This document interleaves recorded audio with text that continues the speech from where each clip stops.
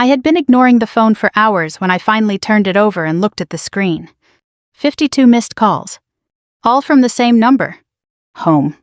For a long time I just stared at it, sitting on the narrow metal bunk in my barracks room. Outside the window, the late afternoon sun hung low over the base painting, everything in that quiet golden color that always reminded me of fall back home in Ohio. 52 missed calls. From the same parents who had once left a note on the fridge telling me I was no longer welcome in their home. Funny how life works sometimes. I leaned back against the cold wall and let out a slow breath. My fingers traced the edge of my phone, but I didn't call them back. Not yet. Instead, my mind drifted back to the moment everything changed. The note. The kitchen. The refrigerator. And the 2 words I wrote that night before I walked out the door. The house smelled like coffee when I walked in that evening. The same smell that had filled that kitchen every morning of my childhood. Our house sat on the edge of a small town outside Dayton, Ohio. Nothing fancy. Just a modest 2-story place with white siding that had needed repainting for at least 10 years. My dad used to say he'd get around to it one of these summers. But summers kept passing. When I pushed the front door open that evening, the house felt unusually quiet. My duffel bag slid off my shoulder and hit the floor with a soft thud. "Mom," I called. No answer. "Dad." Still nothing. The kitchen light was on. I walked in slowly, my boots heavy against the old linoleum floor. And that's when I saw it. A piece of yellow legal paper taped to the refrigerator door. At first I thought it might be a grocery list. My mom wrote everything on those yellow pads she bought in stacks from Walmart. But the handwriting was my father's. Blocky, hard, pressed deep into the paper like he was carving the words instead of writing them. I stepped closer. And read the note. "You're a disgrace to this family. Pack and don't come back." The room suddenly felt smaller. For a few seconds I just stood there staring at the words. The refrigerator hummed quietly behind the paper. Somewhere in the house a clock ticked. I remember thinking how strange it was that the world could keep moving like nothing happened while something inside you cracked wide open. I had just come home from Marine Corps boot camp. 13 weeks, San Diego. 3 months that had changed me in ways I was still trying to understand. Before I left, I'd been a 22-year-old girl from a quiet Ohio town who had never slept anywhere except my childhood bedroom. Now I was a United States Marine. And the first thing waiting for me at home was a note telling me I didn't belong there anymore. I pulled the paper off the refrigerator. My father had signed nothing. He didn't need to. I knew that handwriting better than my own. Growing up, my dad believed in 3 things more than anything else. Hard work, respect, and reputation. He had worked 35 years at the same auto parts factory before it shut down. A man who woke up at 5 every morning whether he needed to or not. But he also believed there were certain things daughters weren't supposed to do. Joining the Marines was one of them. When I told him I had enlisted, he looked at me like I'd just set the house on fire. "Women don't belong in the Marines," he said that night at the dinner table. "I already signed the papers," I told him. His fork stopped halfway to his mouth. "You did what?" Mom cried. Dad didn't say another word for the rest of dinner. And when the day came for me to leave for boot camp, he never came to the bus station. Mom hugged me tight and whispered, "Your father just needs time." I guess time hadn't helped. Because now I stood alone in that same kitchen staring at the proof of it. I read the note again. "You're a disgrace to this family. Pack and don't come back." The words should have made me angry. But strangely they didn't. Boot camp had a way of burning anger out of you. After 13 weeks of drill instructors yelling in your face at 4 in the morning, a piece of paper didn't feel all that powerful anymore. I grabbed a pen from the counter. For a moment I thought about tearing the note in half. Throwing it away. Pretending I never saw it. But something inside me told me not to. Instead, I flipped the paper over. The back was blank. I stared at it for a long time. 2 words. That's all I wrote. 2 simple words.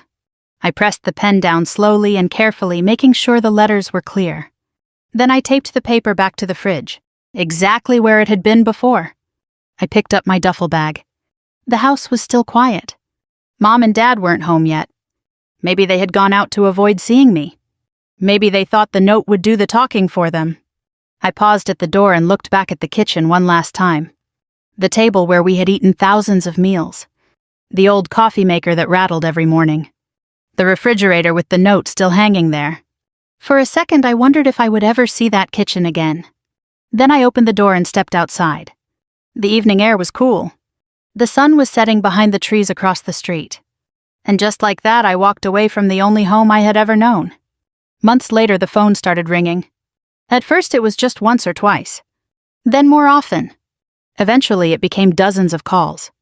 And now, sitting in my barracks room staring at the screen that read 52 missed calls, I finally understood something.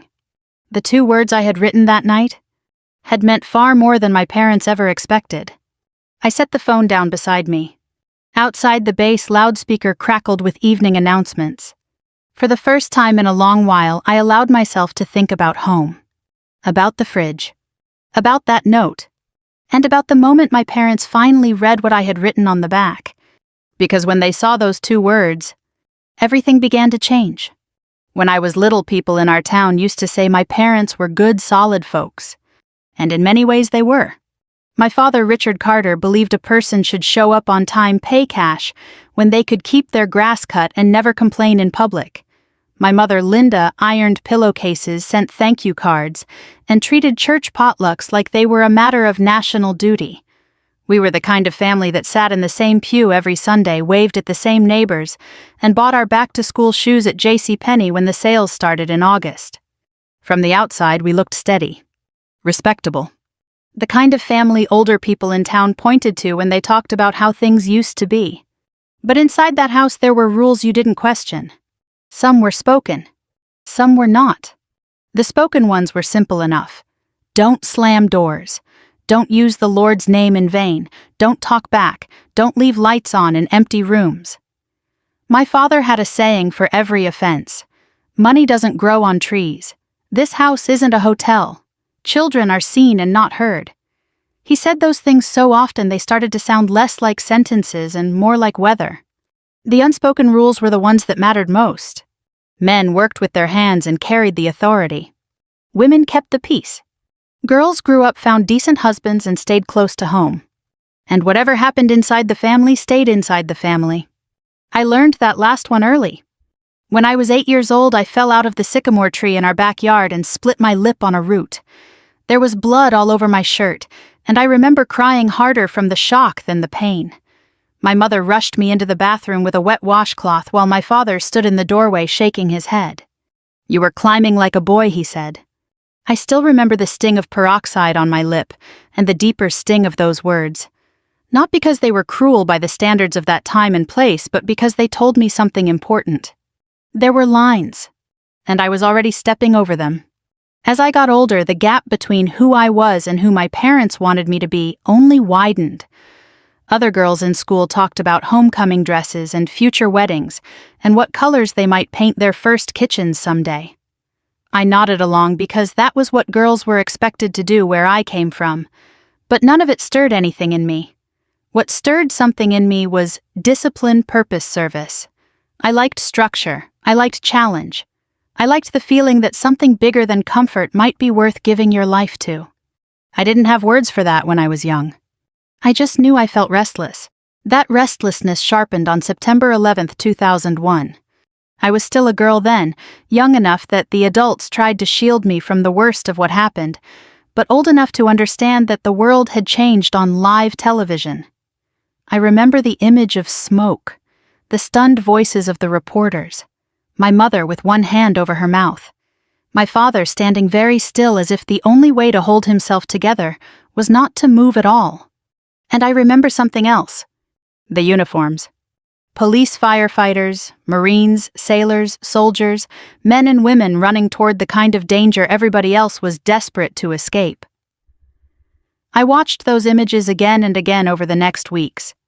To a lot of people, maybe it was fear that stayed with them most. For me, it was clarity. I wanted to be the kind of person who ran toward the hard thing. I never said that out loud at first. Not in our house. You learned quickly what could be spoken safely and what could not. My mother would have called it a phase. My father would have called it foolishness. So I kept the dream tucked away like contraband. I focused on school, worked part-time at a grocery store, helped my mother with casseroles for church families when somebody got sick or had a new baby. On paper, I looked like the daughter they had hoped for, but under the surface I was waiting. When I was 17, my father found a Marine Corps brochure folded in the back pocket of my jeans while doing laundry. To this day, I do not know why he was the one doing laundry that day. My mother usually handled all of that.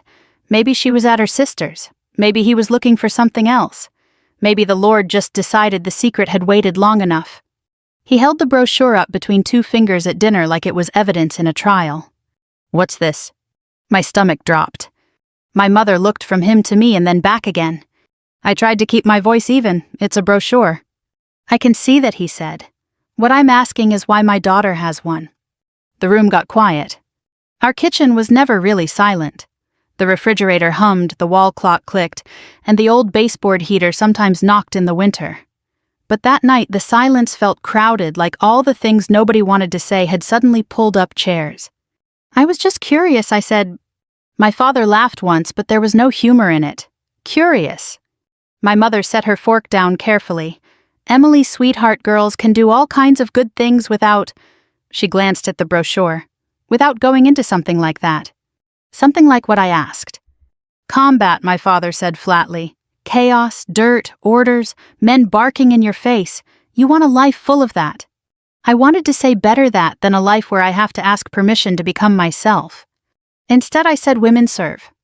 "Not my daughter." The force in his voice landed like a slammed door. That was the first time he said it. "Not my daughter."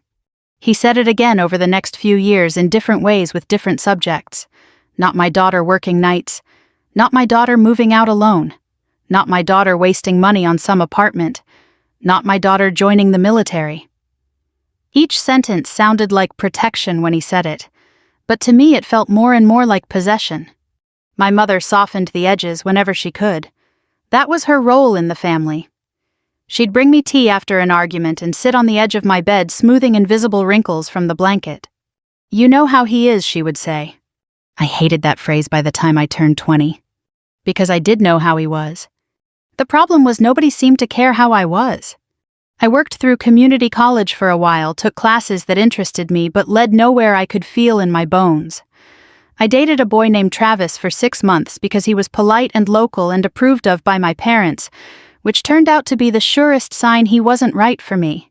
He wanted a simple life. There is nothing wrong with a simple life. A lot of good people live one. But he wanted me to want that life in exactly the same shape he did, and I couldn't force it. The older I got, the smaller my hometown felt. Not because it was bad. Because it no longer fit. I used to drive out past the soybean fields in the evening with the windows down listening to classic country on the radio and trying to imagine my life 10 years ahead.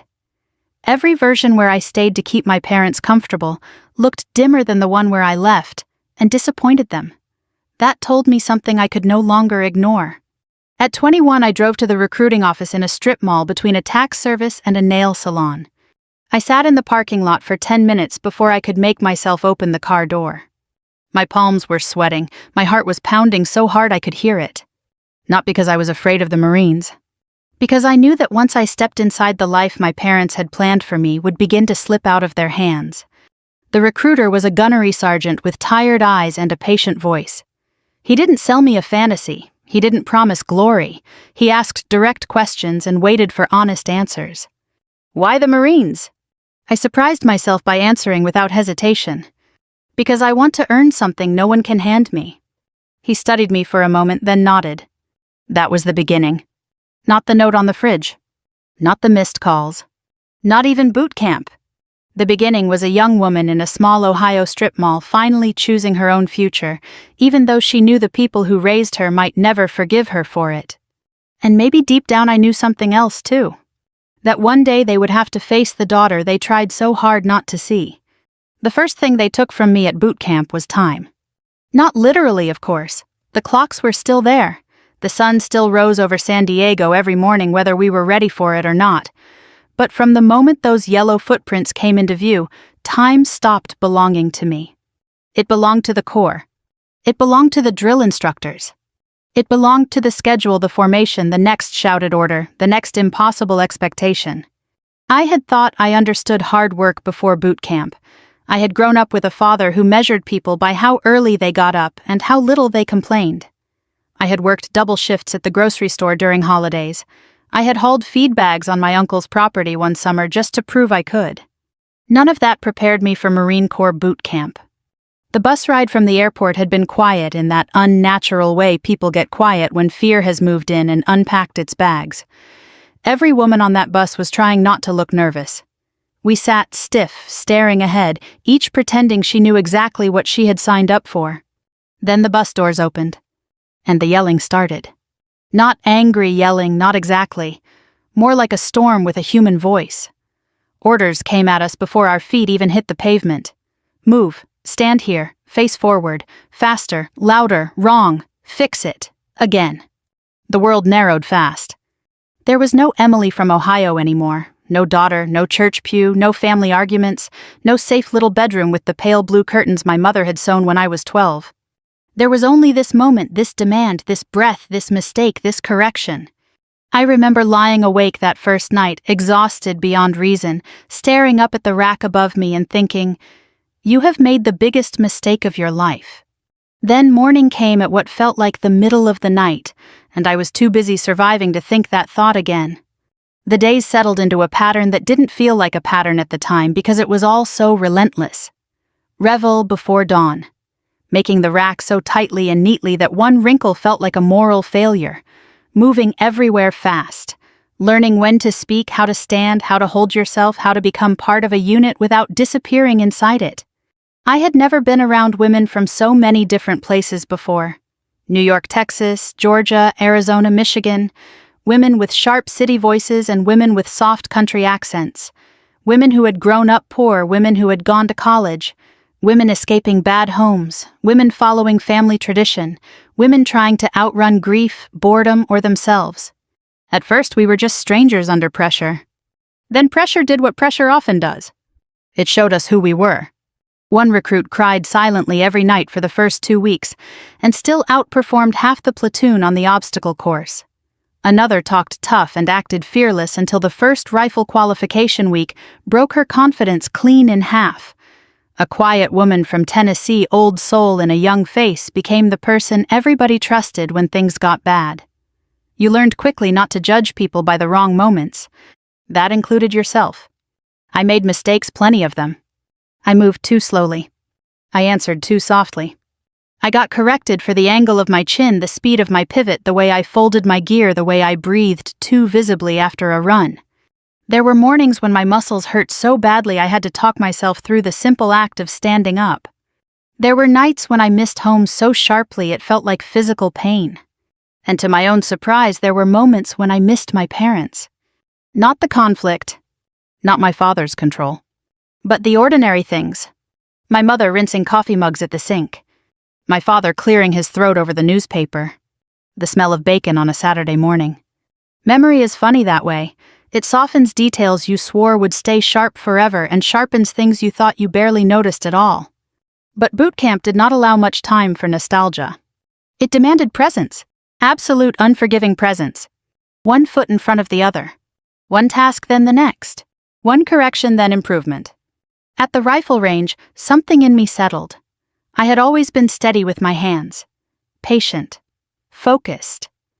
While others fought nerves, I found calm in the repetition of breathing, aiming, adjusting. It wasn't about aggression. That's something people who have never served often get wrong. The Marines did not teach chaos. They taught control, responsibility, precision under pressure. And I responded to that. For the first time in my life, I was in a place where no one cared whether I fit their idea of what a daughter should be. They cared whether I could perform, whether I could endure, whether I could be trusted not to quit when quitting would be easier. That changed me. Not all at once. Not in some movie montage kind of way. Real change is quieter than that. It happens one hard day at a time until you look up and realize the person who arrived is not the person standing here now. There was one morning in particular I still think about. We had finished a brutal conditioning session and I was covered in sweat and dust, my heart slamming in my chest, my legs shaking. One of the drill instructors walked past, stopped and looked at me for half a second. Not warmly. Not kindly. Just directly. "Carter," she said, "you're stronger than you act like." Then she kept walking. That was it. 7 words. No smile, no praise, no comfort. But I carried those words for weeks. Because back home, strength in me had always been treated like defiance, like something to be corrected, softened, brought back into line. At boot camp, strength was not a flaw. It was raw material. Something to build with. By the time graduation approached, I was still tired, still imperfect, still learning. But I was no longer uncertain about why I had come. I had earned my place there. Not through anger at my parents, not through rebellion for its own sake. Through work, through discipline, through the private decision made over and over again not to surrender the life I knew I was meant to live. Graduation day should have felt purely joyful. In some ways it did. The band, the flags, the pride in seeing our platoon move with a unity we had once lacked completely. Families sat in the stands, waving, crying, calling out names when the rules allowed it. Around me, women scanned the crowd for their mothers, fathers, husbands, brothers. I scanned too, even though I knew better. My mother had written twice during boot camp, careful little letters full of weather updates, church news, and cautious encouragement. My father had written nothing. And when the ceremony ended and families gathered in emotional knots all around the parade deck, no one came toward me. I stood there in uniform, chin up, shoulders back, a United States Marine. And I was alone. That moment hurt more than anything a drill instructor had ever said. Not because I doubted myself. Because I no longer did. It hurt because I understood, maybe for the first time, that sometimes becoming who you are costs you the people who were most invested in keeping you the same. Still, I made a choice right there on that parade deck. I would go home first. Not because I needed permission. Not because I expected applause. But because some part of me still hoped they might look at me, really look at me, and finally see, not a disgrace, not a rebellion, not a daughter gone wrong. Just their daughter. Standing strong. Ready to come home. By the time the plane touched down in Dayton, I had been awake for almost 20 hours. Travel after boot camp felt strange. During training, every movement had purpose. Every minute belonged to someone else. Then suddenly I was in an airport with people eating cinnamon rolls at 10 in the morning, children dragging stuffed animals through security lines, older couples in matching windbreakers, arguing gently over boarding passes. Ordinary American life was happening all around me, calm and messy and familiar, and I felt like I was seeing it through glass. I had imagined coming home more times than I could count. Not in some grand, unrealistic way. I didn't picture my father crying or my mother hanging a banner over the garage. I knew my family too well for that. But I had allowed myself to hope for something simple. Maybe a quiet nod from my dad. Maybe my mom making pot roast because she knew it was my favorite. Maybe awkwardness, yes, but also relief, a beginning. The closer I got to home, the more that hope lifted in me like something fragile but stubborn. I rented a small car and drove north through the flat gray-brown fields of early spring. Ohio after winter always looks like it is waiting for permission to wake up. The trees were bare, the ditches still muddy, and the sky sat low and colorless over everything. It should have felt bleak. Instead, it felt like home. I passed the gas station where I used to buy coffee before community college classes, the diner where my mother liked the chicken salad plate, the high school football field, where half the town still gathered on Friday nights every fall, as if time had politely stopped there. All of it was so familiar that it made my chest ache. When I turned onto our street, I slowed down. Mrs. Hanley from next door was out on her porch, sweeping winter grit from the boards. She looked up, squinted, and then lifted a hand. Her mouth opened in surprise when she saw me in uniform, but I only gave a small wave and kept driving. I wasn't ready for anyone else's reaction until I knew my parents. The house looked exactly the same. White siding still overdue for paint. Blue shutters slightly crooked. My father's old pickup in the driveway. For a second I smiled. The truck being there meant he was home. It meant I wouldn't have to wonder whether he'd avoided me. I parked, grabbed my duffel, and walked up the front steps. No one opened the door. No footsteps hurried down the hallway. I let myself in. The stillness hit me first. Not peaceful stillness, empty stillness. The kind that makes every small sound feel too loud. Mom, nothing. Dad, nothing again. My duffel slid from my shoulder onto the floor. I noticed little things automatically the way people do when they've been away and are measuring change without meaning to. The basket of mail on the hall table was fuller than usual. My mother's cardigan was draped over the banister. My father's work boots sat by the back door, mud dried along the sides. So they had been home. Or had meant to be. The kitchen light was on. I walked toward it with that hope still alive inside me, though smaller now. Maybe they had stepped out. Maybe there was dinner in the oven. Maybe there would be one uncomfortable human conversation that could start setting things right. Then I saw the note taped to the refrigerator. Yellow legal paper. My father's handwriting. I knew what it said before I was close enough to read it. I don't know how to explain that except to say that when you grow up with someone's anger, you learn the shape of it from a distance. I moved closer anyway. And read the words. You're a disgrace to this family. Pack and don't come back. There are moments in life when your body understands something before your mind does. My stomach turned cold. My face flushed hot. My hands went still. For several seconds I just stood there looking at the note while the refrigerator hummed under it, patient and indifferent. I wish I could tell you I cried. A younger version of me might have. But boot camp had taught me to meet pain without immediately collapsing under it. Not because I was hard-hearted, because sometimes staying upright is the only dignity left to you. So I stayed upright. I read the note again slower. You're a disgrace to this family. That line was my father speaking from the deepest part of himself, the part that feared the judgment of neighbors more than the quiet suffering of people under his own roof. In our town, family was reputation. Reputation was survival. He had spent his whole life believing that respectability could protect you from shame, poverty, uncertainty, maybe even grief. And now his daughter had enlisted in the Marines against his wishes, in full view of everyone. To him, I hadn't just disobeyed. I had exposed him. Pack and don't come back. That line hurt for a different reason. Because my mother had let it stay on that refrigerator.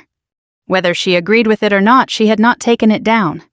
I leaned one hand against the counter and looked around the kitchen. The dish towel on the oven handle. The ceramic rooster cookie jar my mother had kept since before I was born. The little stain on the wallpaper near the light switch where a tea kettle had once boiled over. So much ordinary life in that room. So many years. And somehow all of it had narrowed down to one sheet of paper telling me I no longer belonged there. I don't know how long I stood there before I noticed the pen. It was lying beside the phone base on the counter. My father's pen, the heavy blue one he used for bills and insurance forms and every other serious thing. He liked pens that left a hard line on the page. I picked it up. Part of me wanted to crumple the note and toss it in the trash. Part of me wanted to march out, find them wherever they were, and demand they say those words to my face. But another part of me, the stronger, steadier part the Marines had helped shape, understood something important in that moment. Real revenge doesn't always look like shouting. Sometimes it looks like leaving people alone with the consequences of what they chose. I peeled the tape loose, careful not to tear the page. Turned it over. The back was blank. My hand trembled once, then steadied. I thought about everything I might say. I thought about writing, "I'm still your daughter." I thought about writing, "One day you'll regret this." I thought about writing, "You were wrong about me." All of those would have been true. None of them were what I wrote. Because in that moment I didn't want to beg to be understood. I wanted to tell the truth as plainly as possible. 2 words. That was all. I wrote them slowly, pressing hard enough to leave the impression through the paper. I enlisted. Not I enlisted anyway. Not I enlisted without you. Not I enlisted and I'm sorry. Just the truth. A fact they could not argue with. A decision already made. A life already underway. Those 2 words meant more than joining the Marines. They meant I chose my path. I did not ask permission. I am not waiting for your blessing to become who I am. I taped the note back onto the refrigerator exactly where I had found it. Then I went upstairs. My bedroom looked smaller than I remembered. The quilt my grandmother had made still lay folded at the foot of the bed. A few framed pictures were turned face down on the dresser. My closet door stood open. For one terrible second I wondered if they had already packed my things for me. But they hadn't, not yet. So I packed for myself. Jeans, sweaters, the photo of my late grandfather in his Korean War uniform, my high school yearbook, the Bible my grandmother had given me when I turned 16. I moved carefully not because I wasn't hurt, but because I was. Hurt makes some people sloppy. It makes others precise. I was precise. When I zipped the duffel shut, I looked around the room one last time. So many versions of me had lived there. Child, teenager, dutiful daughter, restless young woman counting the miles to elsewhere. I felt grief, yes. But beneath the grief, there was something else too. Certainty. I carried the bag downstairs, set the house key on the kitchen table, and stood for a moment facing the refrigerator. The note hung there, my father's words on one side, mine on the other. A whole war between generations folded into one piece of paper. Then I walked out. I did not slam the door. I did not leave a message. I got in my car, drove to a motel off the interstate, and paid cash for a room that smelled faintly of bleach and old heat. I sat on the edge of the bed in my uniform and waited for the shaking to start. It never really did. Instead, hours later, my phone lit up. Home. I let it ring. Then again. Home. And again. By the time the calls began to pile up, I understood that my parents had finally come back, seen the note, turned it over, and read the 2 words I had written. And for the first time in my life, they were the ones left standing in the kitchen with no control over what happened next. For the first few weeks after I left that house, the calls came almost every day. At first they were short. Just 1 ring. Sometimes 2. My phone would light up on the nightstand in whatever temporary room the Marines had assigned me, the screen glowing quietly in the dark with a single word. Home. I never answered. Not because I hated them. Not because I wanted them to suffer. But because I knew something they hadn't learned yet. Some silences are necessary. When people have spent years refusing to listen, sometimes the only language left is absence. Life on base moved forward the way military life always does, steady, structured, and largely indifferent to whatever storms were happening in your personal world. That was one of the things I had come to appreciate about it. The Marines didn't ask what your father thought of your career choices. They didn't care whether your neighbors approved. They cared whether you showed up ready, whether you did your job, whether the person next to you could trust you when things got hard. And things did get hard.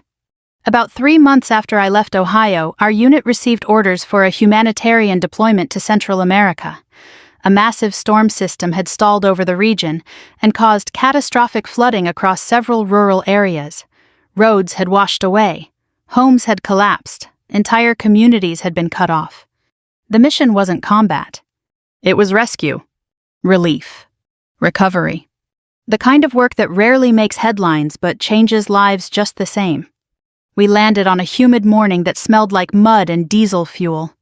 Helicopters thumped overhead in steady rotations, ferrying supplies and personnel between makeshift landing zones, carved out of school fields and damaged roads. Everywhere you looked, there were people working, local volunteers, aid workers, Marines, engineers, everyone trying to push back against the chaos the storm had left behind. Within hours, my boots were coated in red clay. Within a day, my uniform smelled permanently of river water and sweat. And within 2 days, I had seen more devastation than most people in my hometown would ever imagine. Houses broken open like toy boxes. Cars stacked against bridges by the current. Families standing beside what used to be their kitchens or bedrooms or living rooms, holding whatever pieces of their lives they had managed to carry out before the water rose. One afternoon, our team was assigned to help evacuate residents from a flooded neighborhood outside a small town near the mountains. The river had overflowed overnight, and several streets were now waist-deep in water. The current wasn't strong enough to sweep you away, but it carried debris, branches, broken fencing, chunks of roofing that could knock a person off balance if they weren't careful. We moved slowly, checking houses one by one. "Marines," someone shouted from a porch as we approached. "Over here!" A woman stood at the top of 3 concrete steps holding a baby wrapped in a towel. Behind her, 2 older children clung to the doorway, their eyes wide. "Water's still rising," one of the sergeants said quietly. We waded up to the porch. The baby couldn't have been more than a few months old. Its tiny face was flushed from the heat, and its cries were thin and exhausted. The woman kept apologizing in broken English, as if the flood had somehow been her fault. "You're okay," I told her. "We've got you." "One of the Marines took the older kids." I took the baby. It felt impossibly small in my arms.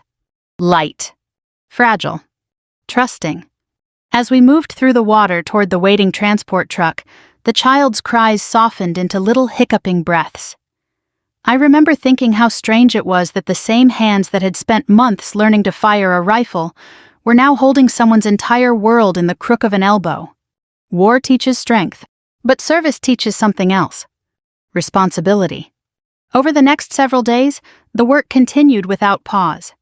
We distributed food, helped clear debris, carried elderly residents from damaged homes, and built temporary shelters out of whatever materials were available.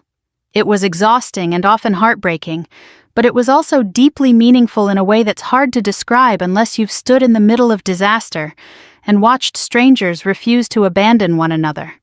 Somewhere in the middle of all that, a local journalist began documenting the relief efforts. I didn't notice him at first. Most of us didn't. We were too busy. But on the third day, while we were loading supplies into a truck, he approached one of our officers and asked a few questions. Cameras clicked, notes were taken, the usual process. Later that afternoon, as we carried another group of residents to safety, he snapped a photograph. I didn't see the flash. I didn't hear the shudder. All I knew was that there was a baby in my arms and people who needed help. A week later, back in Ohio, that photograph appeared on the front page of the Dayton Herald. The headline read, "Local Marine Helps Rescue Flood Victims Overseas." The image showed a young woman in a mud-streaked Marine uniform stepping through knee-deep water, a baby wrapped in a towel against her chest, 2 children gripping her free hand. That young woman was me. In my hometown, the paper still landed on front porches before sunrise. My father had always read it with his morning coffee. I imagine that morning started like any other. The kettle whistling. The smell of toast. The newspaper folded beside his mug. Maybe he flipped through the sports section first. Maybe he glanced at the weather. Maybe he wasn't paying much attention until he turned the page and suddenly saw a face he recognized more than he ever expected to again. His daughter. The daughter he had called a disgrace. Carrying a child through floodwater in a Marine uniform. The article mentioned my name. Mentioned the town. Mentioned the mission. Neighbors began calling the house. Church friends stopped my mother at the grocery store. People said things like, "You must be proud." I don't know what my father said in response. But I do know what happened next. Because that was the day the calls started changing. They weren't just once or twice anymore. They came morning and night. They came again and again. My phone would buzz on the metal desk in my barracks room, lighting up the quiet space with the same word every time. Home. At first there were 5 missed calls. Then 10. Then 20. By the time I finally looked at the screen one evening after a long day on base, there were 52 missed calls. And for the first time since I walked out of that house, I began to wonder if the 2 words I had written on the back of that note had finally done something my parents never expected. They had forced my father to see his daughter. Not as a rebellion, not as a disgrace, but as someone he no longer understood and might have been terribly wrong about. For a long time I let the phone ring. Not out of cruelty, not even out of pride, mostly out of caution. There are moments in life when one conversation can either begin healing or reopen wounds that have barely started to close. And I knew my family well enough to understand that my father was not a man who apologized easily. The Marines had taught me patience. They had also taught me timing. So I waited. The missed calls continued to grow. Sometimes they came early in the morning, sometimes late at night. Once during a long training exercise, I returned to my locker and found 12 new missed calls in a single afternoon. Always the same number. Home.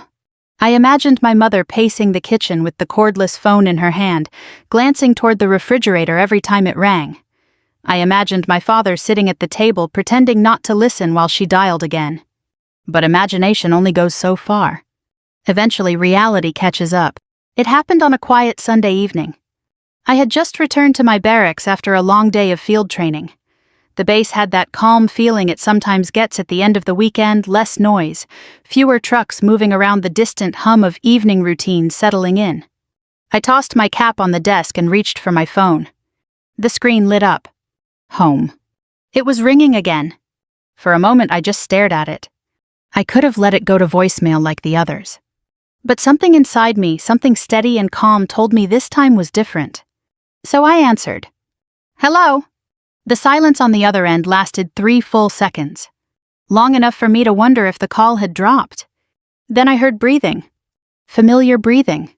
And a voice I hadn't heard in months. Emily? It was my father. For a moment neither of us spoke. The strange thing about hearing a parent's voice after a long silence is how quickly it pulls memories back to the surface. In that instant, I heard every version of him at once: the man calling me in for dinner when I was a kid, the voice explaining how to change a tire when I was 16, the angry father at the kitchen table telling me women didn't belong in the Marines. Now he sounded older. Not weak. Just careful. Yes, I said quietly, it's me. Another pause. Then he cleared his throat the way he always did when he didn't know what to say next. Your mother. She's been trying to reach you. I noticed. It wasn't meant as sarcasm. Just the truth. More silence stretched between us. Somewhere in the background I could hear the faint clink of dishes, my mother in the kitchen probably listening to every word. Finally my father spoke again. We saw the article. I knew exactly which one he meant. The newspaper. Yes. He exhaled slowly. They had your picture. I waited. He continued. You were carrying a baby. Yes. Another pause. When he spoke again, his voice sounded different. Less certain. I didn't know you were doing that kind of work. The sentence carried more meaning than the words themselves. My father had always imagined the Marines as chaos and violence, guns shouting war movies on television. To him, my enlistment had been a rejection of everything he believed daughters should be. But the newspaper photo had shown him something else. Service. Responsibility. Humanity. We help where we're needed, I said. He was quiet again. Then he said something I had never heard him say in my entire life. I was wrong. The words landed softly but heavily at the same time. My father was not a man who admitted mistakes easily. In my childhood, disagreements usually ended with silence rather than apology. But now those 3 words hung between us. I felt something shift inside me. Not forgiveness exactly, but the door to it. I thought he began, then stopped. What I asked gently. I thought you were throwing your life away. His voice cracked slightly. I thought the Marines would take you somewhere dangerous and break you. I leaned back against the wall beside my desk. They did take me somewhere dangerous, I said. Another pause. But they didn't break me. I could hear my mother whispering something in the background. My father lowered his voice. Your mother wants to talk to you. Before I could respond, the phone rustled as it changed hands. Then I heard her. Oh, Emily. Just those 2 words. And then she started crying. Not loud crying. Quiet crying. The kind that carries months of regret inside it. I'm so sorry, she whispered. I should have stopped him. I should have taken that note down. I closed my eyes. Hearing her say it made the memory of that kitchen feel suddenly closer. You were always strong, she continued. I just didn't understand what that strength meant. It's okay, I said softly. No, she said, it wasn't. There was a long moment where neither of us spoke. Then she said something that surprised me. The whole town has been talking about you. That must be strange, I said. For your father especially. In the background, I heard him mutter something that sounded like, I can hear you, Linda. For the first time in the conversation, I smiled. Then my mother said quietly, your dad hung that newspaper clipping on the wall. That caught my attention. Where? In the kitchen. Right beside the refrigerator. The same place where the note had been. I imagined the scene. The yellow legal paper gone. The photograph in its place. Mud on my boots. A baby in my arms. A daughter my parents were finally beginning to see. Emily, my father's voice returned to the phone. Yes. He took a breath. You don't have to answer now, but... His voice softened in a way I had never heard before. Would you ever consider coming home for a visit? The question sat quietly between us. Months earlier, that house had rejected me. Now the door was opening again. I looked out the small window of the barracks room. The sky was turning deep blue as evening settled across the base. Maybe I said, and for the first time since the night I walked away from the kitchen, home didn't feel like a closed door anymore. A year passed before I walked back into that kitchen. Life in the Marines has a way of measuring time differently than the civilian world. Months go by in training rotations, deployments, field exercises, and assignments. Holidays sometimes arrive quietly in the middle of a work schedule. Birthdays come and go with little ceremony. But some dates stay with you. The day you enlist. The day you graduate. The day a phone call changes everything. And the day you decide it might be time to go home. My leave request had been approved in early October. Autumn was already settling across Ohio by the time my plane landed again in Dayton. The trees were turning gold and red along the highway, and the air carried that crisp smell that always reminds people of football games and apple orchards. As I drove the rental car toward my hometown, I noticed something strange. I wasn't nervous. A year earlier, that same road had felt heavy with uncertainty. I had been carrying hope, fear, anger, and heartbreak all tangled together. Now there was only calm. Not because everything had been fixed, but because time had softened the sharpest edges. My parents and I had spoken several times since that first phone call. None of the conversations were dramatic. There were no speeches, no sudden miracles, just small talks that gradually grew longer. My mother asked about the base. My father asked careful questions about my work. Neither of them tried to pretend the past hadn't happened. And neither did I. Healing, I've learned, rarely comes all at once. It comes in small, honest moments.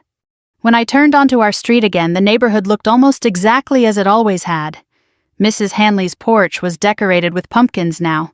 A group of kids rode bicycles down the sidewalk, their laughter carrying through the cool air. My father's pickup truck was still in the driveway. Some things don't change. I parked at the curb and sat there for a moment looking at the house. The paint still needed work. The shutters were still crooked. But the place didn't feel hostile anymore. Just familiar. I stepped out of the car and walked up the front steps. This time, before I even reached the door, it opened. My mother stood there. For a second, we just looked at each other. Then she wrapped her arms around me. "Oh, Emily." She held on tightly the way people do when they've been afraid something might never come back. I hugged her back just as firmly. "You're thinner," she said, stepping back and studying my face. "You're the one who used to feed me," I said with a smile. She laughed softly through her tears. "Come inside." The house smelled exactly the same. Coffee, old wood, and something warm cooking in the oven. I stepped into the kitchen.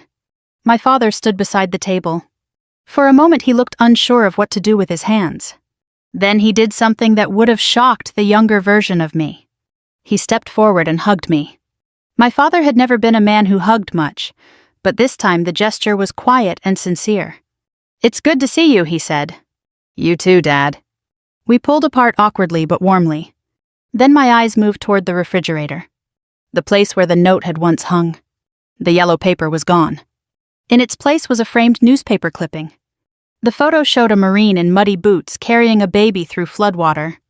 I walked closer and studied it. "You framed it," I said. My father cleared his throat. "Well, seemed like it deserved a place in the kitchen." I ran my fingers along the frame. "That note isn't here anymore," I said quietly. "No," he replied. He hesitated. "I took it down the same day we saw the article." My mother set 3 coffee mugs on the table. "We should have taken it down sooner." No one argued with that. We sat together at the kitchen table. For the first time in a long while, we talked like a family. Not perfectly, but honestly. My father admitted something he had never said before. I was afraid of what I asked. That the world would chew you up. He looked down at his hands. And that people would think I'd failed as a father. I nodded slowly. I was afraid too. Of what? That if I stayed here, I'd never become who I was supposed to be. The 3 of us sat quietly for a moment. Then my father said something that surprised me. "You know, the Marines didn't take our daughter away." He glanced at the newspaper clipping. "They helped her become someone we should have been proud of all along." My mother squeezed my hand. And in that small kitchen in Ohio, something that had been broken finally began to mend. Years have passed since that day. I'm older now. My parents are older too. We still disagree sometimes, families always do, but we've learned something important along the way. Pride can build walls faster than love can climb them. And sometimes the bravest thing a person can say isn't a command or an argument. Sometimes it's simply, I was wrong. If you're listening to this story tonight and it reminds you of someone in your own life, a son, a daughter, a parent you haven't spoken to in years, maybe it's worth remembering something. Time moves faster than we expect. Phone calls go unanswered. Words get left on refrigerators. But it's never too late to choose understanding over pride. And if this story meant something to you, take a moment to share it with someone who might need to hear it too. Stories like this remind us that families don't have to be perfect to find their way back to each other. Sometimes all it takes is one honest conversation. And maybe the courage to pick up the phone.